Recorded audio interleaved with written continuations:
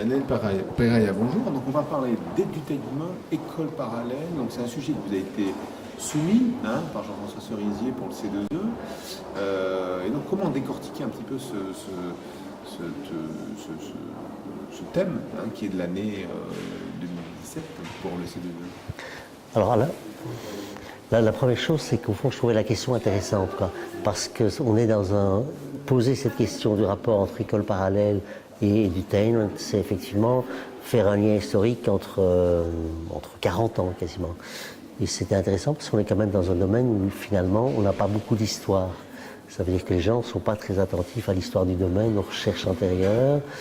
Et ils pensent que chaque nouvelle technologie, entre guillemets, apporte de nouvelles questions. Voilà. Donc, je trouvais intéressant de faire le parallèle.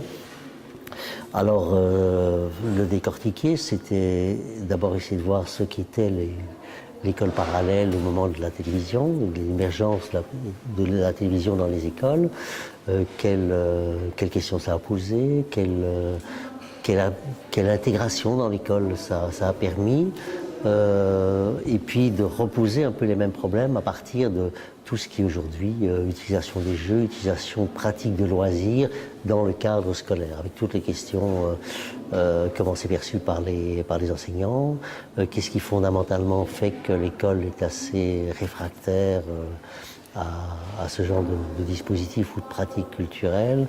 Voilà, donc en se disant, effectivement, le loisir, a priori, c'est le non-travail, quoi. Et donc c'est du temps qu'on prend pour soi et dont on a la pleine jouissance et la pleine disponibilité. Donc il y a fondamentalement une contradiction entre l'école qui est de l'ordre du sérieux et du travail, en tout cas dans notre culture à nous, et par ailleurs le loisir qui ne se définit que par rapport au non-travail. En fait, donc là il y a une opposition un peu dans notre conception qui est assez antagoniste et constitutivement antagoniste, quoi. Voilà. Alors, cette école parallèle, elle était justement anti-travail. C'était quoi au début dans les années 70? Bon, la télévision est arrivée, phénomène social important qui touche la société, et donc on s'est posé les mêmes questions qu'aujourd'hui par rapport aux écrans qui bombardent nos étudiants. Alors, on s'est posé un certain nombre de questions qui sont assez semblables. Alors c'est vrai que c'est pas la télévision qui est arrivée. Enfin bon, la réaction est venue principalement de l'école qui s'est sentie dépossédée à un moment donné d'une partie de sa mission. Parce que bon, la télévision c'est quand même un média extrêmement transmissif et je pense que l'école se vivait comme une institution, une forme sociale extrêmement transmissive elle aussi. Et donc là je pense qu'il y a vraiment un conflit de territoire en fait, quoi.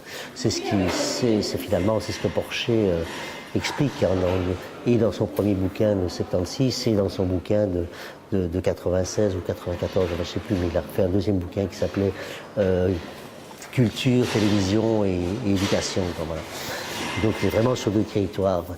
Après, aujourd'hui, avec les technologies qu'on a, on est quand même dans une vision de l'objet technologique ou culturel un peu différente, puisqu'on est dans une période où effectivement tout consommateur peut être potentiellement producteur.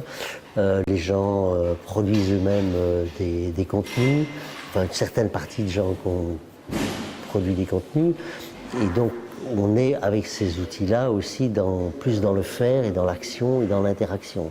Alors que les médias analogiques classiques étaient quand même extrêmement passifs, même si on a voulu faire des trucs comme les jeunes téléspectateurs actifs. Enfin, on est constitutivement dans un média de transmission, tandis que là, on est constitutivement dans des dispositifs médiatiques ou technosociaux, enfin, je ne sais pas comment on les appelle comme on veut, mais qui sont quand même de l'ordre du faire, de la pratique, de la transformation et de l'action, quoi. Plus d'interaction que la télévision. Ah oui, tout à fait. On est vraiment dans l'interaction.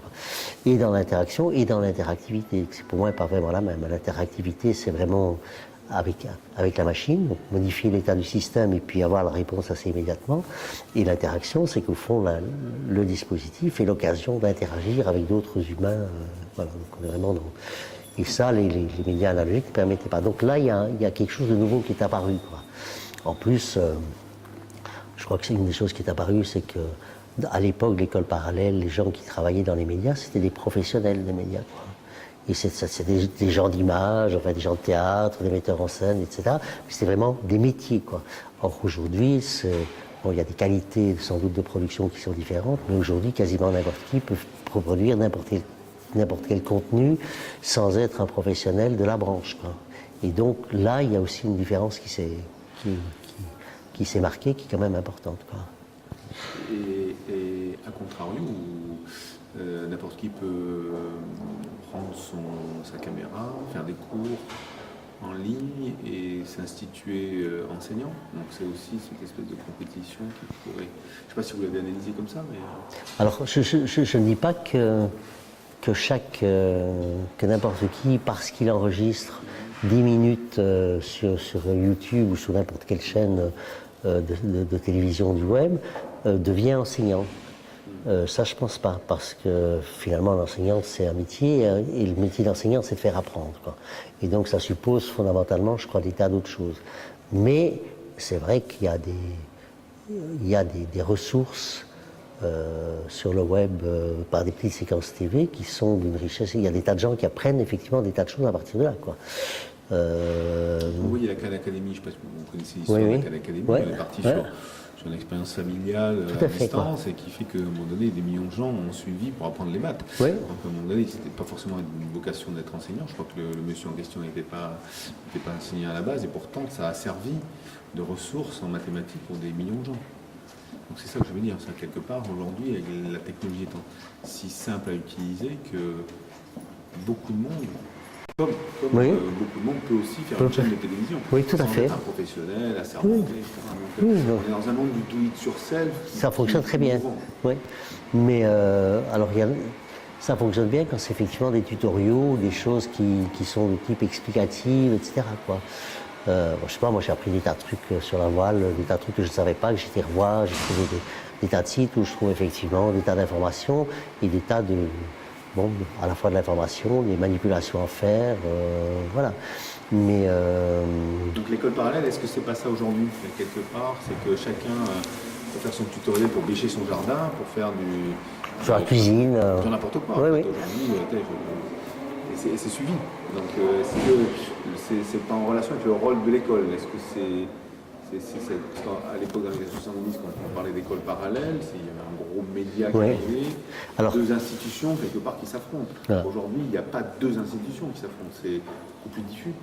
Alors c'est plus diffus, et c'est vrai que finalement le vrai parallélisme qui existe entre les deux, c'est effectivement la télévision sur le web et ces chaînes-là, quoi.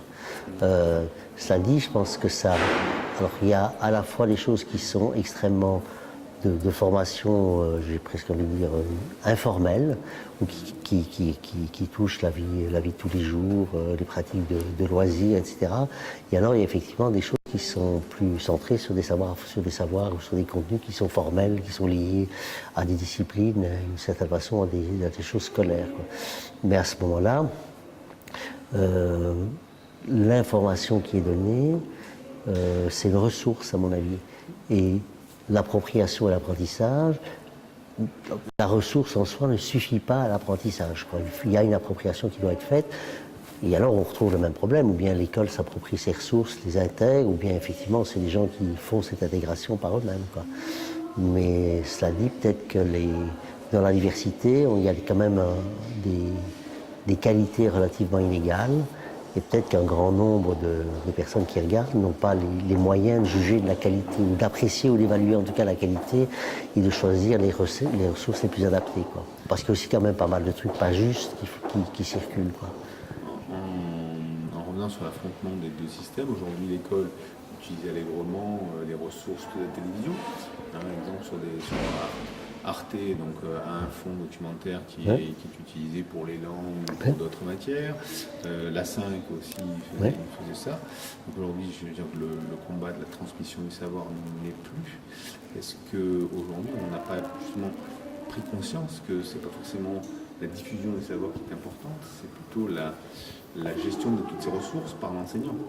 Et donc la compétition qui avait, semble-t-il, lieu en 70, il y a deux méthodes de transmettre le savoir. Aujourd'hui, l'école ne transmet pas forcément le savoir. Elle est là pour juger de la pertinence ou pas d'une émission de télévision, d'apprendre aux gens à jongler avec toutes ces ressources qui nous submergent. Ouais, ce serait bien si l'école prenait vraiment en main ce rôle-là, mais il y a quand même des tas de moments où l'école reste quand même encore extrêmement transmissive, que ce soit dans le supérieur ou que ce soit dans le secondaire. Donc effectivement, la transmission fonctionne encore pas mal. Et même, je veux dire, si on regarde aujourd'hui, toutes les séquences télévisuelles éducatives qui sont faites dans le cadre des MOOC, où effectivement c'est quand même la pierre, c'est vraiment le fondement des MOOC, ce sont les séquences vidéo, elles sont quand même organisées et structurées de façon extrêmement transmissive, quoi.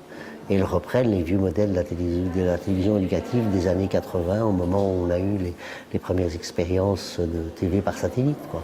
Où brutalement on a produit des tas d'émissions de TV qui étaient en fond globalement des cours enregistrés, avec une scénarisation qui est assez minimale quand même, quoi. Donc pour en revenir au thème du edutainment et Oui. l'école parallèle, donc, où est la confrontation donc, aujourd'hui? Si on repart sur l'idée de confrontation des années 70 entre la télévision et l'école, est-ce qu'aujourd'hui c'est une idée de confrontation? C'est quoi la question qui est posée quelque part? D'abord, je trouve que c'est extrêmement vaste, parce que sous ce terme-là, hein, edutainment, on va retrouver effectivement les télévisions sur le web, qui ne sont pas beaucoup abordées, quasiment pas du tout ici dans le colloque, qui est quand même très orienté jeu et jeu sérieux, et voilà. Et donc, sur les ressources télévisuelles du web, je pense que le problème est à peu près le même. Et il y a plus facilement intégration que confrontation. Sur ce qui est de l'ordre du jeu, quand on parcourt un peu la littérature, qu'est-ce qu'on voit? On dit effectivement, globalement, constitutivement, le jeu appartient au loisir, et donc ça n'a rien à voir avec le travail, qui sont quand même des oppositions entre loisir et travail, qui est une vieille opposition. Le jeu, c'est Brougère qui dit ça, que le jeu est plus accepté pour les adultes que pour les enfants, parce que pour les adultes, c'est justifié par le fait qu'ils travaillent, finalement, alors que les enfants, ils sont, voilà, donc ils travaillent pas encore. L'idée du métier d'étudiant est une idée assez récente, hein, voilà. Après, qu'est-ce qu'on entend? C'est toutes les récriminations sur le fait que les gamins finiraient par ne plus s'intéresser qu'aux jeux et pas tellement aux contenus disciplinaires qui sont éventuellement transmis, qui font l'objet, voilà. Qu'est-ce qu'on entend d'autre? On entend ou on lit que finalement la difficulté, ce sont toutes les stratégies de gamification qui portent sur l'acquisition de points, la valorisation, qui fonctionnent selon un modèle assez behavioriste et qui aujourd'hui est un peu qui dérange effectivement. Et puis c'est vrai que les cours aujourd'hui visent plutôt la collaboration, la construction des connaissances, la coopération. Alors l'idée de la compétition dans les jeux fait l'objet du même type d'argument. Pourtant l'éducation est toujours quand même très prégnante dans l'éducation, les points, les badges, sans compétition, mais on sanctionne quelque part. Oui, donc c'est clair qu'on sanctionne, mais enfin bon, moi j'ai toujours. Existe, on est bien d'accord. Quand vous faites un concours, c'est les premiers qui sont pris, donc quelque part c'est un peu. Oui, enfin, alors à la fois il y a des cultures scolaires et académiques qui sont plus orientées concours sélection que coopération et que réussite professionnelle et bien-être à l'école, hein. Mais alors c'est vrai que je pense qu'à un moment donné, il faut bien savoir si les gens ont acquis un certain nombre de compétences. Mais je pense qu'une des choses importantes, c'est voir quelle est la part de l'encadrement, de la pédagogie qui est mise en œuvre, une pédagogie de la réussite, en fait, je dirais à la place d'une pédagogie simplement de la sanction, quoi. Voilà, donc alors c'est vrai que, j'écoutais l'autre jour une info sur les statistiques scolaires en Belgique, où les gens disaient oui, mais enfin le système est encore extrêmement sélectif, et il continue à être sélectif, ce qui est vrai. Puis un sociologue répondait, mais de toute façon, vous savez, le système est très adapté à notre système social et économique. Économiquement, on a besoin de peu de gens extrêmement bien formés et d'une main-d'œuvre peu formée, très mobile et sans qualification. Et donc le système fonctionne très bien, il est très, très adapté, au contraire. C'est un peu ironique, mais il y a fondamentalement quelque chose de ça, quoi. Donc voilà. Alors c'est vrai qu'il faut effectivement évaluer, mais l'évaluation peut venir, ça dépend du moment, à quel moment elle évalue, quand elle tombe, c'est tout le problème, enfin dans l'enseignement primaire et secondaire, tout le problème c'est le problème du redoublement, par exemple qui coûte extrêmement cher et qui ne fait pas nécessairement avancer les élèves. Mais bon, donc on peut travailler sur des formes d'évaluation, même si à un moment donné ils font le bilan des compétences, qui soient autres que simplement orientés points, compétition, etc. Mais c'est vrai qu'il y a quand même une culture des points, hein, je veux dire, une culture d'évaluation. À Genève, à un moment donné, les gamins à l'école primaire ne recevaient plus de points. C'est sous la pression des parents que les points ont été réintroduits, quoi. Donc, Vous avez des couleurs non, mais je veux dire, même quand on transforme effectivement en couleurs, les gens ils transforment, ou bien en lettres, A, B, C, A+, A, B, les gens... ils ont leur grille de... Ils ont leur grille. Et d'ailleurs, institutionnellement, quand on a introduit ces notes non plus chiffrées mais lettrées, en fait, on avait des tables de conversion par rapport. Donc effectivement, c'est un peu c'est un peu une hypocrisie quand même. On sait bien que les gens évaluent sur une base de classement ordinal, quoi. Pour autant, le monde du jeu est dans ce schéma-là la plupart du temps, hein, même si il y a certains jeux coopératifs, mais on est toujours quand même dans la compétition, mais il y a aussi des erreurs qui peuvent être retenues par rapport à...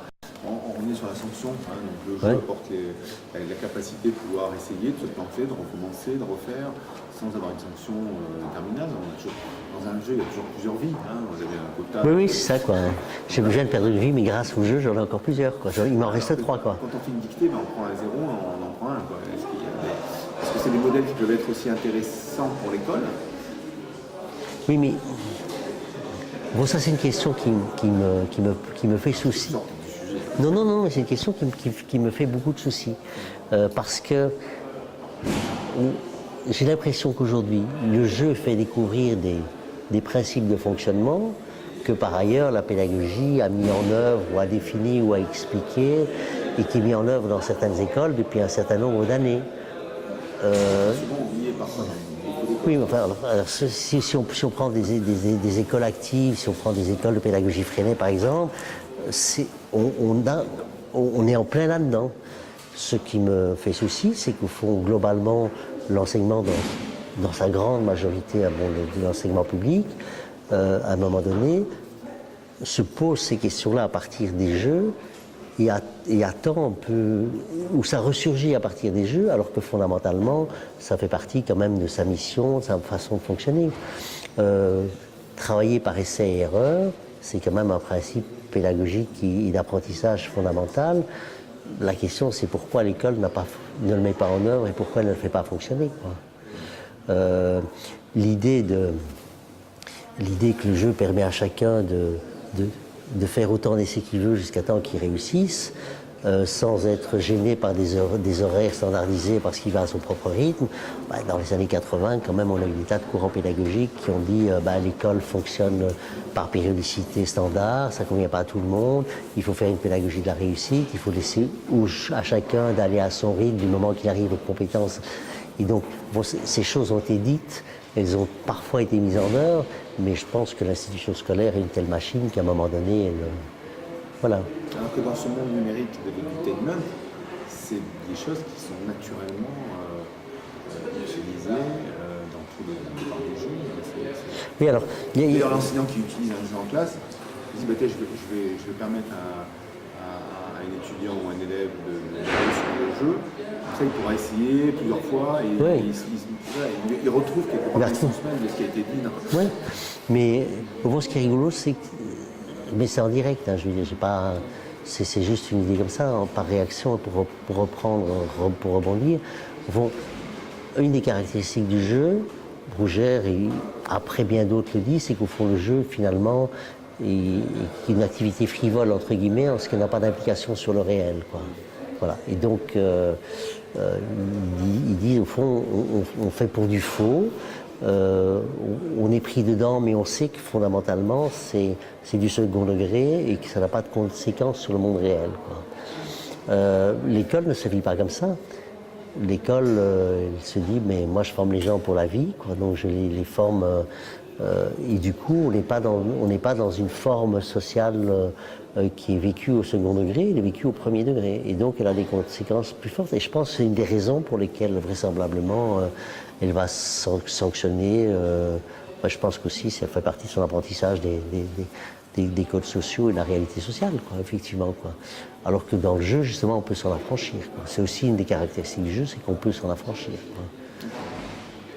C'est le nouvel affrontement, un des nouveaux affrontements, avec le jeu, on est dans le virtuel, et l'école, elle doit être dans le réel, et donc elle a du mal peut-être à intégrer. Et moi, fondamentalement, ce que je pense, c'est qu'il y a des tas de choses qui existent dans la mécanique du jeu et dans le fonctionnement d'un jeu, qui sont effectivement des principes élémentaires du fonctionnement et du développement personnel, en gros. Et que si, je ne sais pas, aller à son rythme, avoir des feedbacks, et être dans une activité, être concentré sur son activité, avoir une activité qui fait sens pour soi, c'est des choses qui font partie finalement du développement personnel de chacun. Que ce soit dans la réalité du travail ou à l'école. La seule chose que... Et ces principes-là, je trouve que l'école aurait dû, elle sait que ça existe, et elle devrait les mettre en œuvre au quotidien. Et je pense que fondamentalement, le système scolaire n'est pas fait pour ça, quoi. Il n'est pas conçu comme ça, ou il ne fonctionne pas comme ça.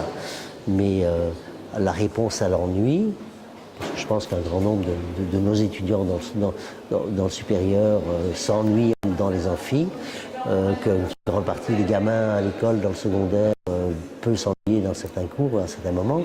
La réponse à l'ennui, c'est pas nécessairement le jeu, ça peut être l'intérêt, ça peut être la satisfaction, ça peut être la motivation, voilà. Donc je pense qu'il y a des principes généraux qui sont applicables l'un pour l'autre et transférables, mais que les courants pédagogiques ou la théorie du développement connaît déjà, mais l'école peut-être ne les applique pas, quoi. Voilà. Et donc pour moi, c'est pas vraiment un conflit, quoi. Il y a des bases communes.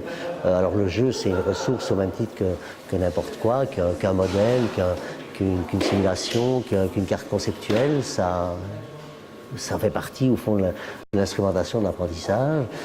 Mais donc en fait, le thème a été écrit au singulier, je suis en train de le lire. Quelque part, ce que vous dites, c'est que l'école est multiple.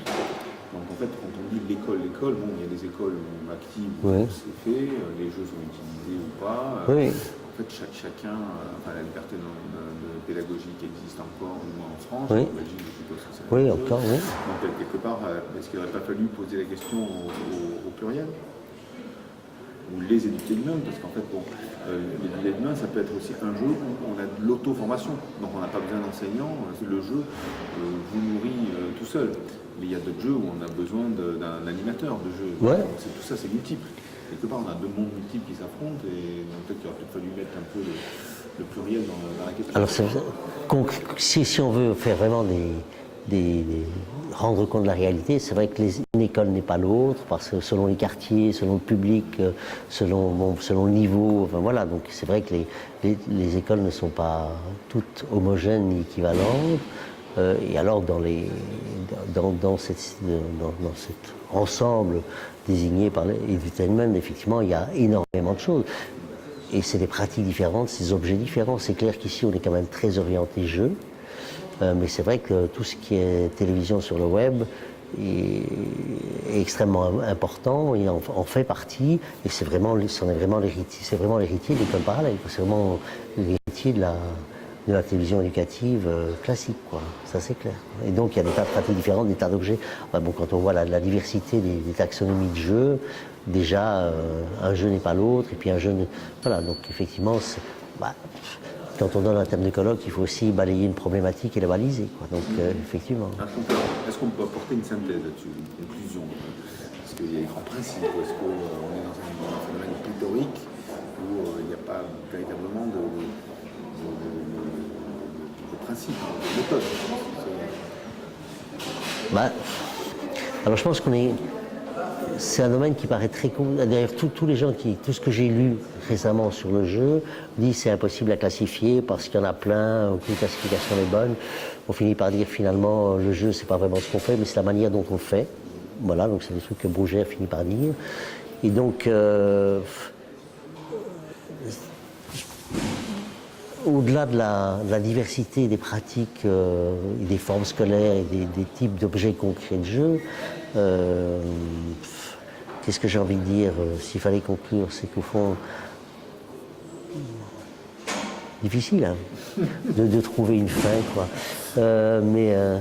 Non, mais je crois que fondamentalement, ce qu'il y a, c'est qu'il y a dans le jeu un certain nombre de choses qui appartiennent au développement de la personne, que l'école devrait plus participer au développement de la personne, que l'école devrait être un endroit où les enseignants se souviennent qu'ils doivent finalement créer des situations dans lesquelles les apprenants apprennent, en fait, hein, et dans lesquelles ils peuvent apprendre avec des